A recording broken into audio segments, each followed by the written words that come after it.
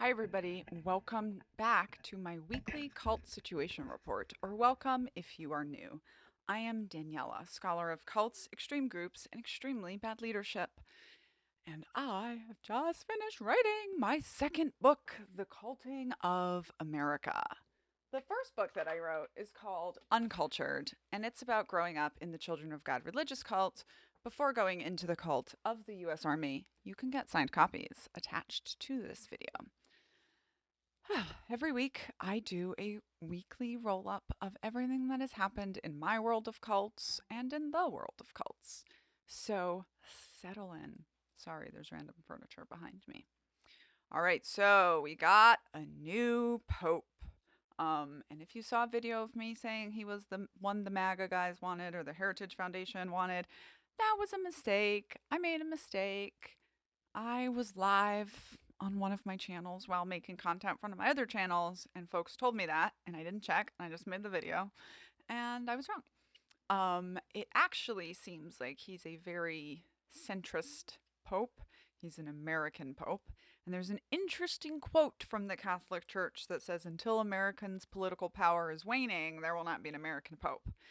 And it makes me wonder if this is Europe and the Catholic Church kind of trying to help us a little bit. I think it will be a good thing. I think also for American Catholics that are deep, deep into the cult of MAGA, they just say, well, he's not my pope and carry on, just like they did about the last pope. But for some MAGA supporters who are truly, truly religious, this could be a crack in the brainwashing for them or a separation for them. And just the Catholic Church has a lot of power. So there you have it, especially since 6 of our justices are Catholic in the Supreme Court. The Catholic Church has had an interesting role in, well, let's just say Nazi Germany, right? On the one hand, segments of the Catholic hierarchy and clergy supported or at least tolerated Nazism, especially in the early years. But at the same time, there was also a lot of individual Catholic priests who were very much involved with hiding people and helping people. Um, Pope Pius XII, the Vatican leader during World War II, remains a polarizing figure, though, because critics argue that he remained shamefully silent about the Holocaust, failing to publicly denounce the mass murder of Jews. Defenders claim he worked diplomatically and covertly to save lives and feared that open opposition, would worsen the persecution. Um, I think looking back, we can see that the Catholic Church definitely had some moral complicity in what happened during World War II. And I hope, like, maybe they're trying to make better choices now. We shall see, right? We shall see. Which brings up the question of the birthday parade. And I just want to say officially,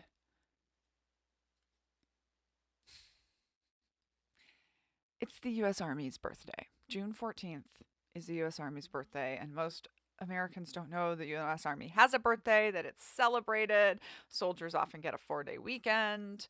And it's a little weird. You know, I usually say if you're celebrating your leader's birthday, you're probably in a cult, and I've always applied that to the U.S. Army.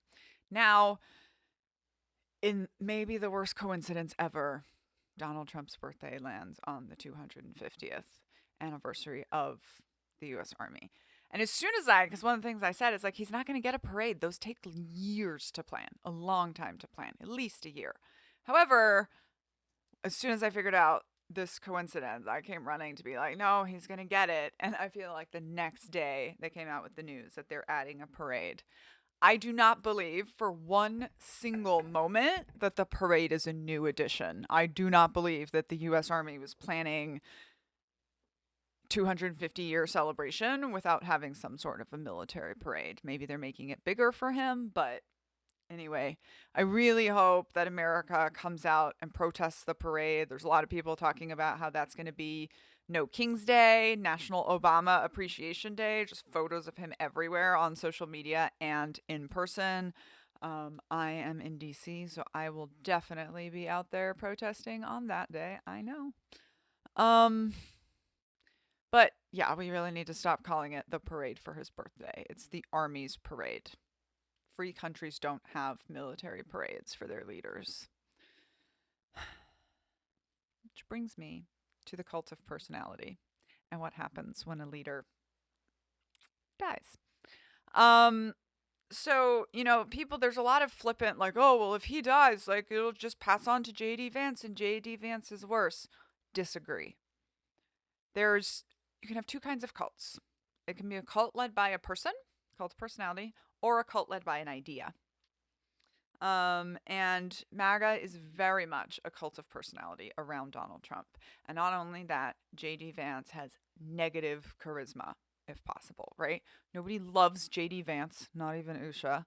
And, the Heritage Foundation would lose a lot of their power if Donald Trump just didn't wake up one day. I think this is the best thing that we can hope for.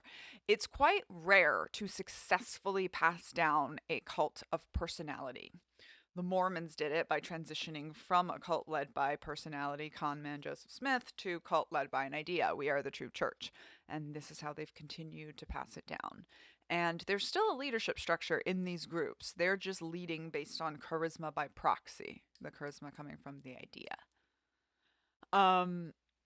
MAGA is very much a cult of personality, and passing it down to children, usually unsuccessful unless it is a dictatorship that owns the military as well. And someone tried to chide me today for being like, it's not a cult, it's a dictatorship. Actually, honey, totalitarian nations are a kind of cult, and they are heavily studied by Dr. Alexandra Stein, who studies both authoritarianism and cults, and wrote a book called Terror, Love, and Brainwashing, which is what we are reading about in Cult Book Club for this month and one more month. Not all cults are dictatorships, but all dictatorships, all totalitarian nations, and all totalitarian leaders are cults and cult leaders. And we do study them, those of us who study cults, right? And I just don't think there's anyone identified that would pass this cult on down to, right? Another example is Scientology, which was very much, I think, a cult around the idea the whole time. L. Ron Hubbard made it less about him than most cult leaders do. He was more into this sci-fi world that he had created. And also, David Miscavige had been identified and in place for decades. In the Children of God, they seemingly successfully passed it down after our leader's death onto his spouse, who moved very secretly and very quickly, and who again had been identified for decades. And I still think the fractures and the change in leadership is what broke it up, part of what broke it up in the end. And she did this also through charisma by proxy. He's just in heaven now, and he's still leading us through me, right? Every time I do these videos, especially the short ones on TikTok, like in the comments, it's just people arguing about who it would be, who would take over MAGA. And that is what would happen in the real world too. So I really, really feel like that's the best thing that could happen to us. I remain feeling like he's moving way too fast. He's giving cult leader an end game. We're already starting to see things crack up. We're definitely starting to see the pushback against him. And we're starting to see them back off on almost all the things that they're trying. So for now, that is good news. But also, I remind y'all, we're just in this now. We're just in this America with a president who wants to be a dictator, and we are all going to figure this out together because nobody knows how to do this. All right, I finished writing Culting of America. Like, I'm done. I'm done with my edits. And now it's going to be all put together in one manuscript for the first time and go to legal reads and sensitivity reads and proofreads, and then it's just going to start being made into a real book, as Knitting Cult Lady likes to say. Super, super excited. The launch date is January 20th, which I know is still a little bit away, but that takes some time. The good news is now I have all these finalized chapters, so I'm going to start or recommence my recordings, my video books of each chapter. Those get posted on Patreon as a benefit to my subscribers. So if you just can't wait till January 20th to have the whole book in your head, you can head on over to Patreon. It's the lowest level of subscription, and I will be posting those. I'm going to go for one a week for the next 9 weeks, or how many chapters I have left to post. Um, so I do also hope that at some point in the next couple months we'll do like a big cover reveal and also have some pre-sale information. But for now, just follow me on all the platforms that you can. Um oh my gosh, I have a 36-page bibliography. And it's so interesting because I have been thinking of this as a 2.5 year project that I did, right? Because that 2.5 years ago, January 2024, I sat down. Wait, that's 1.5 years ago, January 2023. I sat down and started writing The Culting of America. But then when I saw the bibliography, which I definitely paid someone else to do, thank you very much, I realized I was like, oh no, this is the last 5 or more years of my life, including my master's degree, everything I read, wrote, studied, all of it, culminating in this book, my magnum opus on cults. And I hope that many of you will be interested in reading it, and then I can find everyone who's interested when it comes out. It'll come out January 20th, 1 year anniversary of us all being in this cult. And I had hoped we would not be on this train and my book would be less needed. But here we are. We really get into all of it, why we are where we're at today. It's called The Culting of America. Subtitle, How Cults Work and Why We Love Them. Love them in America. All right, I'm going to start probably next week working on scripting my musical with at least a little bit of my time. This is like my relaxing artsy project that I'm going to let myself focus on over the summer so that I can recover and be ready to dig into working on writing Un-American and turning that into the next book. Cult Book Club. This month, we are reading When the World Didn't End by Guinevere Turner, who gives us like a good book about what a cult is like as a child with kind of a nostalgic air to the good times, and then also shows, excommunicated from the cult at 11 with her parents, how things don't get better outside the cult. And often that is true, unfortunately.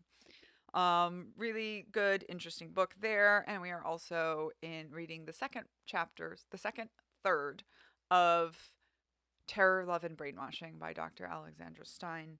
You can access book club by becoming a Patreon member at the $10 level, and that will be linked in the show notes if you are interested. It includes both book clubs. We meet the second Wednesday and the third Wednesday, once to discuss the memoir, once to discuss the theory book, from 6:30 to 8 EST virtually. You can drop in, drop out whenever you want. It's not a college class. You're not totally expected to have done the readings. You can still just show up for these conversations. It's kind of half a cult survivor support group for obvious reasons. Our podcasts are back now. We had a few shaky weeks there because I was traveling this week. We had on Hey White Women an episode on color as resistance and red/blue thinking instead of black and white thinking. It's a vibrant, vulnerable, and sharp critique of whiteness, conformity, and identity. And I hope you will listen to it. My other podcast is called Cults and the Culting of America, and we had journalist and author Jonathan Hirsch to share his powerful story of growing up in a high-control spiritual group led by guru Franklin Jones, later known as Bubba Free John. Hirsch describes how his parents' dedication to spiritual enlightenment led them to uproot their lives and pull him into a world of isolation, worship, and unquestioning obedience. He reflects on the emotional toll of being raised in a system that demanded self-sacrifice and suppressed individuality, and how that shaped his adult life, family dynamics, and creative work, including the podcast Dear Franklin Jones and memoir The Mind is Burning. The episode dives deep into the often overlooked experiences of cult-born children, the complexity of deconstructing a parent's harmful choices, and the lasting truth behind Dr. Yanya Lalich's warning, there are no gurus. And I believe my producer called it caring for parents who didn't care for you or something, because kind of the lens of the book is like now his dad has dementia and he's the only person to take care of him, so he's having to take care of him even though he was not cared for, right, in the way that you would hope to be. And this is a thing for a lot of us, especially millennial cult survivors, right? The boomers are reaching their twilight years, and we are, whew, I think gonna have some big come to Jesus moments as, sorry, come to Taylor moments as people, cult parents move on. Um, all right, couple of things from around the world. There's a neo Nazi cult, 764, under FBI scrutiny. A disturbing online cult known as 764 has come under intense investigation by the FBI. This group, with ties to the extremist Order of Nine Angles, has been targeting children as young as 9 through platforms like Discord and Roblox. Ooh, Knitting Cold Baby plays Roblox. Members coerce minors into producing explicit content and engaging in self harm using tactics like sextortion and blackmail. The FBI has over 250 active investigations, with cases in every field office across the U.S. 764 cult global threat and foiled attack in Brazil, where I grew up. In a recent incident, Brazilian authorities arrested Luiz da Silva, a 44-year-old man deported from the U.S. for plotting a terrorist attack at a Lady Gaga concert in Rio de Janeiro. Da Silva, who led a terrorist cell affiliated with 764, intended to detonate explosives near the stage and perform a ritual involving child sacrifice. The group recruited teenagers through Discord, targeting LGBTQ plus attendees with planned attacks using petrol bombs and firearms. Disguised as members of Lady Gaga's fan base, they coordinated the attack on social media. The plot was foiled by Brazilian police, who arrested Da Silva and a 17-year-old collaborator. And OneTaste.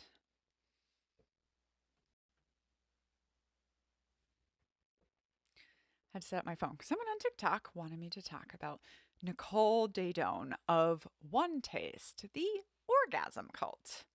And she is now on trial, OneTaste trial. Nicole Daedone, founder of OneTaste, and former sales executive Rachel Cherwitzof are on trial in Brooklyn, New York, facing charges of conspiracy to commit forced labor, because cults are always about labor. OneTaste, which promoted orgasmic meditation, OM, as a path to healing and empowerment, is accused of operating under cult-like conditions. Prosecutors allege that between 2004 and 2018, Daedone and Cherwitzof targeted individuals with prior trauma, convincing them that OM could heal their past sexual experiences. Members were reportedly coerced into unpaid labor, pressured to engage in sexual acts with clients and investors, and encouraged to incur significant debt to participate in expensive courses. Living in communal settings, members faced constant surveillance, were assigned shared beds, and were isolated from outsiders. Resistance was allegedly met with public humiliation and retaliation.